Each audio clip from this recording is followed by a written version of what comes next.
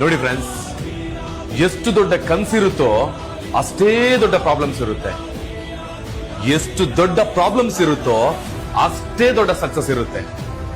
ಕನ್ಸುಗಳಿಗೆ ಬೇಲಿ ಹಾಕೋಕ್ ಹೋಗೋದೇ ಬೇಡ. ನಾವು ಕನ್ಸ್ ಕಾಣಬೇಕು, ಕನ್ಸನ್ನ ನನ್ಸಾಗೋ ತನಕ ಹೆಜ್ಜೆ ಮುಂದೆ ಇಡಬೇಕು.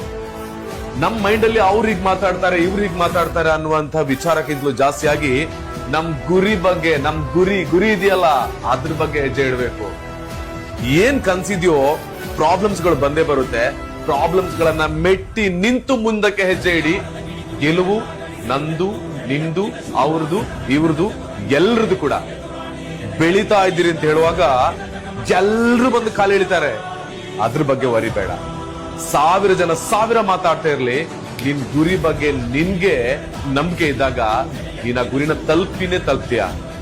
ಯಾರು ನಿನ್ನ ಕಾಲು ಎಳೆಯೋಕೆ ನಿನ್ ಹಿಂದೆ ನಿಂತಿದ್ರೋ, ನಿನ್ ಗುರಿ ತಲುಪಿದಾಗ ಅವರೇ ಬಂದ್